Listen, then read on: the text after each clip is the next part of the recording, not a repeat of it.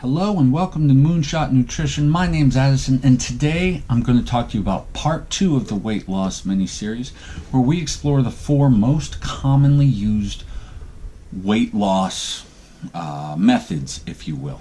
And I group them into 4 because almost everybody's idea of whatever weight loss is, whether it's a paid program, whether it's a book, whatever it is, it almost always comes down to these 4 basic principles.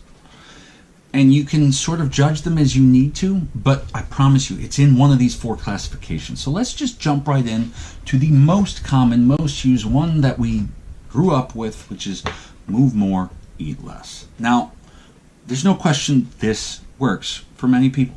It does. In fact, this works for a lot of people that tend to not be too overweight naturally anyway.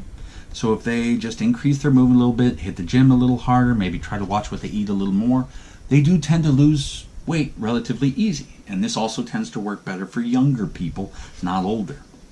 However, inherent in this approach is a 5-year timeline for success is less than 5%. That's terrible. That's a 95+% failure rate over 5 years. So already it fails miserably on the sustainability aspect. Now let's look at the biological aspect. And this is the part that I have an inherent knee-jerk reaction against this method for. So the first thing it fights your biology in is that when you move more, your body, and this isn't necessarily always true, but it usually is, your body will tend to get a larger appetite. You will want to eat more. So when they say move more, eat less, that means you're inherently introducing hunger into the equation. I promise you, your biology is really well set up to not like hunger, and it will start to focus you on the hunger that you have all the time.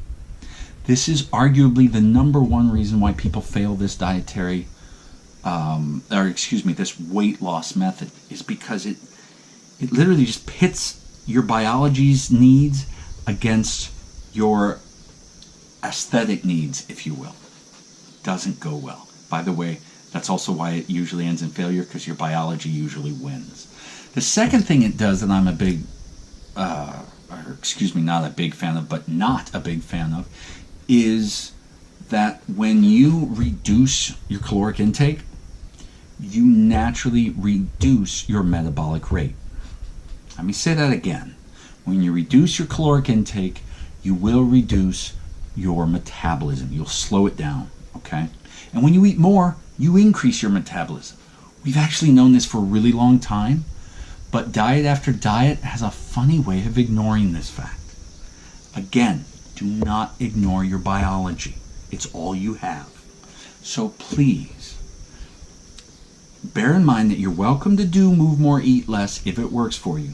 But failure rate's really high, and the main reason it's so high is because in 2 different core principles, you are fighting your biology. The second most common, and it's often paired with the first, and that's low fat. Low fat's been around since even before the 1980s. We were all taught to demonize fats. That's why eggs were good, bad, good, bad, good, bad. So here's the problem with low fat. Hair, skin, nails, immune system, cell membranes, your actual brain itself, and many other systems throughout your body, such as the lining of your nerves. So many other systems in your body rely desperately on fat. Okay, so when you go low fat, you starve your body of an extremely essential, critical nutrient. It's just not a good idea. This is why people have so many health problems when they go low fat, not the least of which is all kinds of interesting moody problems and focus problems.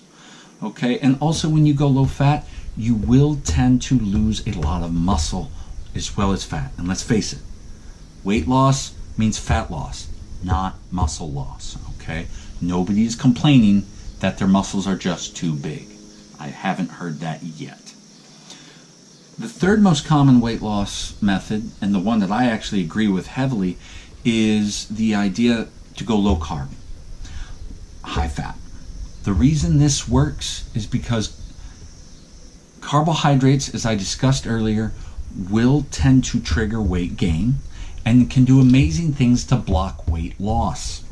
This is also why the low fat doesn't work, because you have to replace that fat with something that's usually carbs.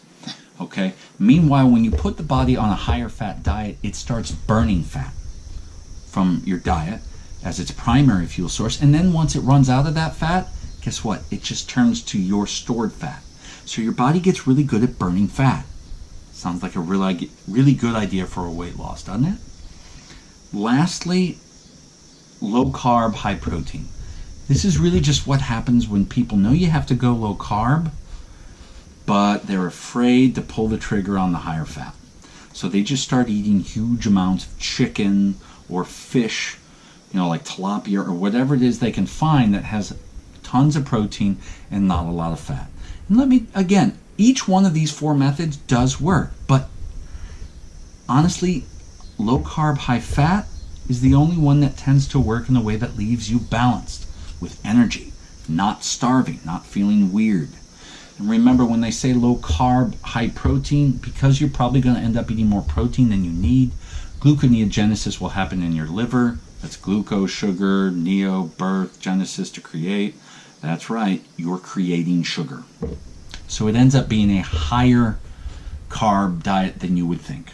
So again, low carb, high fat, there should be fiber in any version that you take, or any dietary method that you take. Fiber is a healthy thing to have no matter what. I hope this helps you figure out which method works for you. I know I went a little overboard today on time, but this is one of those things you need to understand whenever you're looking at anybody's dietary paradigm. Whatever book, article, I don't care what it is, look carefully. It's in one of these 4 groups. Okay? And if you get involved in any one of these 4, you need to know what you're getting involved in. You need to understand the success rate, failure rate, and so on. So use this as a guide to judge everybody else's weight loss protocol, whatever that is. My name's Addison. This is Moonshot Nutrition. Hit the like, hit the subscribe button, and most importantly, share what you've learned here today with others and make the world a better place. Thank you so much for watching. Bye-bye.